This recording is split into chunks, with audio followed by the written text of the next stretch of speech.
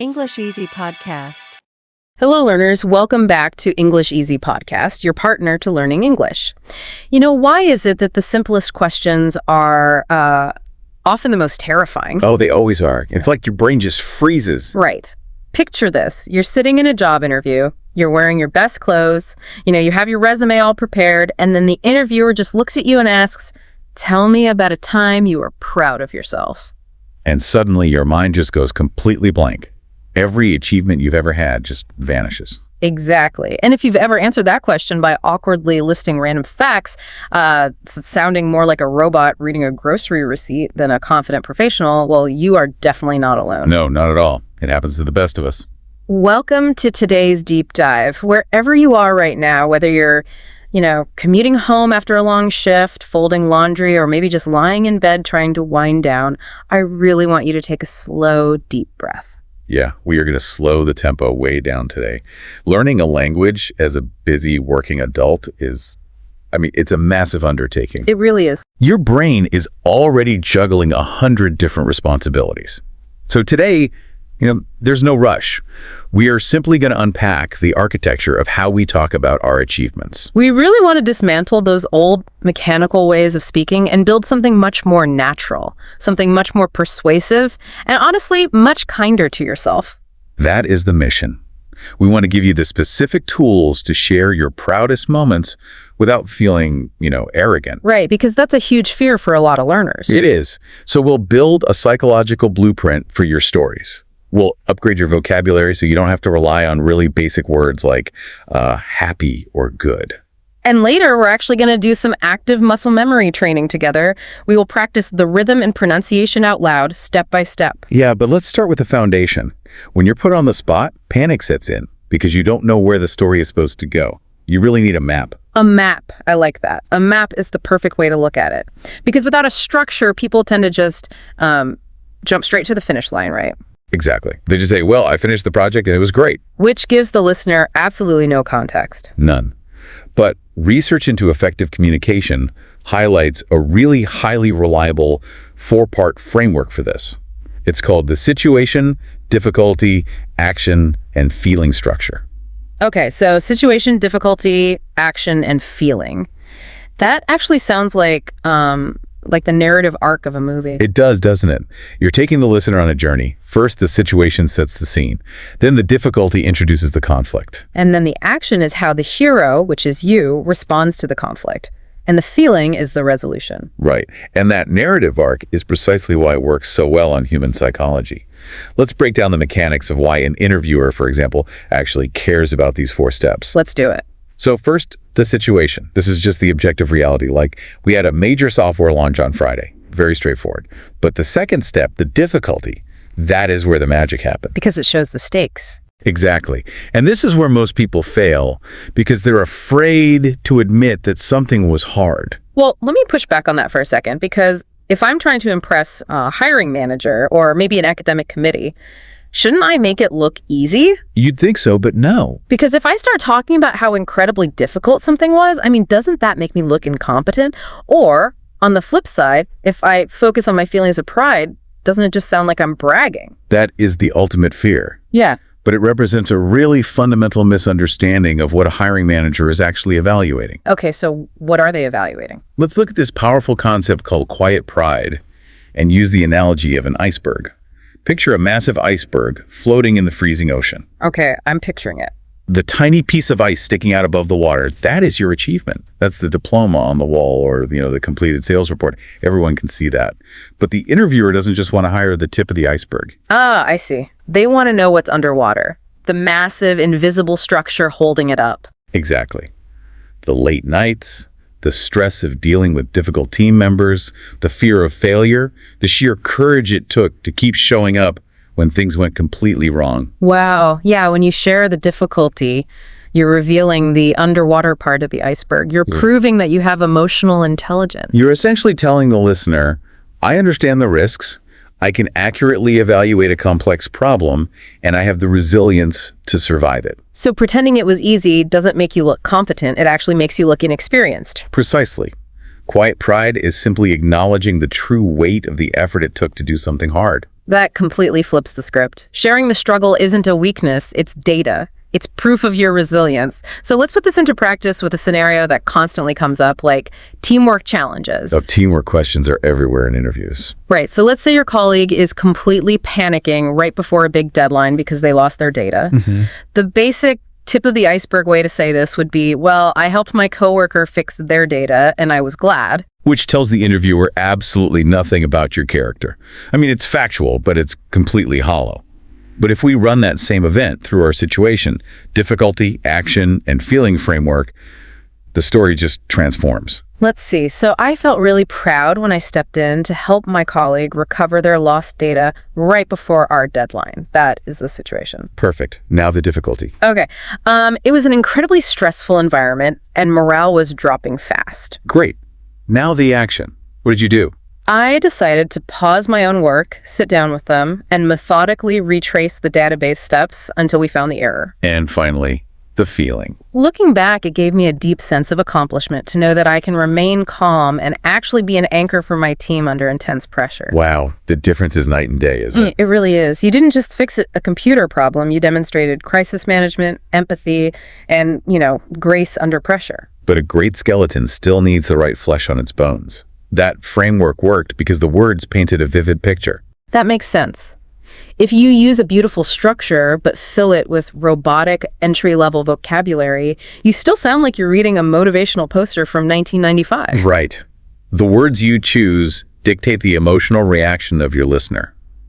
And this is especially crucial for busy adults trying to elevate their professional or academic English. We just rely far too heavily on basic adjectives. So true. Let's examine an academic achievement. A standard response might be, I was very happy that I passed my final exam. It's grammatically perfect, but emotionally empty. So how do we elevate very happy and pass to show the underwater portion of the iceberg? We have to swap out those basic descriptions for words that carry actual narrative weight. Exactly. Instead of saying you were just happy you passed, you could say, passing that exam felt like a true breakthrough because I had battled with self-doubt regarding that subject for months. Breakthrough. I really want to linger on that word. A breakthrough implies that there was a solid wall in front of you. Yeah, real barrier. You didn't just walk through an open door. You had to gather your strength, hit that barrier, and shatter it to get to the other side. It is a very physical, powerful image. It implies a struggle, which again validates the pride. And to reach a breakthrough, you almost always have to confront the second phrase you just mentioned, self-doubt. Self-doubt, yeah, that's a heavy one. It really is. Self-doubt isn't just being a little nervous. It's that pervasive, heavy voice in your mind convincing you that you do not belong in that room or that you're just inherently not smart enough. It's the voice that begs you to stay safely inside your comfort zone. I always picture the comfort zone as this, incredibly cozy, insulated room. Oh, I love that analogy. It has your favorite chair, endless snacks, the temperature is perfect, and there's absolutely no risk of failure anywhere. But the walls are thick. Nothing new can ever grow inside that room. Never. And when you're an exhausted adult who has just worked an 8-hour shift, leaving that cozy room to study a second language or apply for a harder job, it feels almost impossible. The gravity pulling you back to that room is immense. And this brings up a profound psychological trap that catches so many language learners and professionals. We assume that in order to leave the comfort zone, we must first feel confident. Right, we think confidence has to come first. Exactly. We wait and wait for confidence to arrive, assuming it's the fuel required to take action. Wait, are you saying we have the entire mechanism backward? We're sitting around waiting for permission from our own brains to feel brave, but that permission never comes. Never. The psychological reality is that confidence does not precede action. Confidence is the reward for taking action. Wow. A helpful way to visualize confidence is as a very shy friend. This friend stands outside the door of the scary room and says, "You go in first. Do the scary thing. If it looks safe, I'll come in and join you later." That is a staggering paradigm shift. You don't have to feel brave to act brave. Yeah. You just take the messy, terrified action, you push through the anxiety, and then only after the dust settles, the shy friend of confidence finally walks in. And that is when you experience that real sense of accomplishment. The action creates the accomplishment, which summons the confidence. It's a self-feeding loop. But, understanding this concept intellectually is only half the battle. For sure. When you're actually sitting in that interview chair and the adrenaline spikes, your brain goes into survival mode. Those advanced words like breakthrough and sense of accomplishment will just suddenly vanish from your memory if you haven't physically trained your mouth to say them. Which brings us to the most practical part of our deep dive today, building muscle memory. You cannot learn to swim by reading a book about water, and you cannot master advanced vocabulary just by listening to us talk. You really have to feel the shape of the words in your own mouth. So we're going to do some active pronunciation practice right now. I know you might be on a train or cooking dinner, so if you cannot speak out loud, just mouth the words silently. But if you have privacy, lean into the awkwardness. Speak up. I'm going to say the phrase slowly, and I want you to immediately echo it back to me. Pay attention to the rhythm and where the stress falls. Let's start with the hurdle we all face. Self-doubt. Go ahead, say it with me. Self-doubt. That heavy feeling right before you try something new? Step out of my comfort zone. Try it. Step out of my comfort zone. Leaving that cozy room to face the difficult reality? Push through. Say it. Push through. Continuing to move forward even when the work feels incredibly heavy. A breakthrough. Your turn. A breakthrough. Shattering the wall. Finally getting past the struggle. The sense of accomplishment. Say it out loud. A sense of accomplishment. That deep, quiet pride. The arrival of the shy friend. Look back with pride. Try it. Look back with pride. Honoring your own effort when the journey is over. Fantastic. Now, let's take this to the next level. Individual words are great, but fluency requires connecting those words into a flowing stream. Yes, it's time for some shadowing. Shadowing means you'll try to speak the sentences alongside our expert here, matching the exact pacing and intonation. We will start with a shorter, complex sentence about a workplace presentation. Take a breath. Just relax. Listen to the flow first, then join in. I felt proud of myself when I gave a short speech in front of people. I had a lot of self-doubt, but I stepped out of my comfort zone and pushed through. Let's do that one more time together. Notice the slight pause at the comma. I felt proud of myself when I gave a short speech in front of people. I had a lot of self-doubt, but I stepped out of my comfort zone and pushed through. Great job. What elevates this kind of story in an interview are the humanizing details. When you describe the cold sweat on your hands, the slight shake in your voice, or looking out at the audience and feeling utterly exposed. There was a brilliant observation shared in the research about this exact scenario. The speaker was panicking during a presentation, looking at all those judging eyes, until they noticed just one person in the second row slowly nodding their head. Just one person nodding. Yeah, the nod of a single listener. It was described as being like a lighthouse in a storm. A lighthouse. I love that. When you're lost at sea, drowning in your own anxiety, that one small, glowing sign of encouragement can completely save your presentation. It guides you safely to the shore. It really does. That one detail turns a boring answer into a deeply memorable, shared human experience. Because it's such an important skill to master, we're going to do a second, slightly more advanced shadowing exercise. This sentence will be longer and more complex, combining our vocabulary with the teamwork structure we discussed earlier. Don't worry about getting it perfect. Just try to ride the wave of the sentence. Shake off the tension. Here we go. Helping my team navigate that sudden crisis felt like a real breakthrough. Despite my initial self-doubt, pushing through the pressure gave me a profound sense of accomplishment. That is a beautifully constructed sentence. Let's break it down and do it again. Follow the rhythm. Helping my team navigate that sudden crisis felt like a real breakthrough. Despite my initial self-doubt, pushing through the pressure gave me a profound sense of accomplishment. If you stumbled over profound sense of accomplishment, really don't worry. Your tongue is literally learning new gymnastics. It takes time. It absolutely takes time. Now, we arrive at the culmination of our deep dive. You have the structural map, you have the advanced vocabulary, and you have warmed up your speaking muscles. It is time for the independent speaking challenge. We want to leave you with a highly reliable sentence frame. This is a template you can write down, memorize, and use whenever you're asked about an achievement. It's incredibly simple, but it naturally forces you to use the situation, difficulty, action, feeling framework. Listen closely to the frame. I felt proud of myself when blank, because blank. Looking back, blank. Let me repeat that. I felt proud of myself when action, because challenge. Looking back, feeling. To give you a concrete example, filled in, it sounds like this.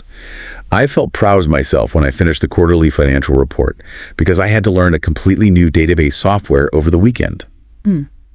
Looking back, I feel a real sense of accomplishment knowing I can adapt so quickly. All right, learner, this is your moment. I am issuing a direct challenge to you right now. I want you to take a deep breath, and I want you to speak your own answer out loud. Think of any challenge from your week. Fill in the blanks.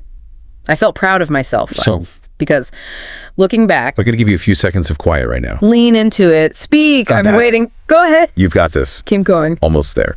Okay, welcome back. If your sentence felt messy or, you forgot a word halfway through, please be kind to yourself. The goal of this exercise is practice, never perfection.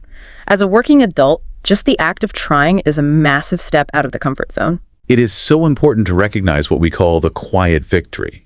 We often think that to be proud, we must have cured a disease or doubled a company's profits. But one of the most compelling examples of pride involves a language learner who simply managed to speak English, completely unscripted, for 2 uninterrupted minutes during a meeting. Just 2 minutes. To a native speaker, that might seem completely trivial, but to her, it was the summit of a mountain. Exactly. Your nervous system does not know the difference between a globally recognized award and a personal, quiet victory. The biological feeling of a breakthrough is exactly the same.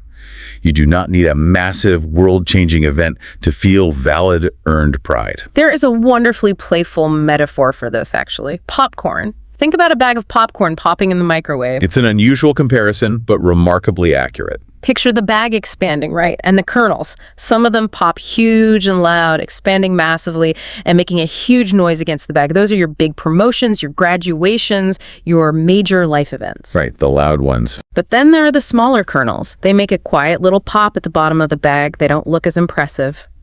Those are your quiet victories, like speaking English for 2 minutes, or finally understanding a difficult grammar rule. But the crucial takeaway is that when you sit down to eat the popcorn, the small pieces are just as delicious and satisfying as the massive ones. They all count. They all nourish you. Your quiet victories are just as valid as the loud ones. They really are. And your progress is happening right now, quietly, in this very moment. Simply by listening to this analysis, by repeating those words out loud, you are putting in the invisible work beneath the surface of the water. You are building the base of your iceberg. Every time you choose to engage with difficult material rather than retreating to the cozy room, you are proving your resilience to yourself. As we draw this deep dive to a close and you prepare to drift off to sleep or perhaps gear up for the rest of your shift, I want to leave you with one final provocative thought to mull over. We spent a lot of time today dissecting that heavy, paralyzing feeling of self-doubt.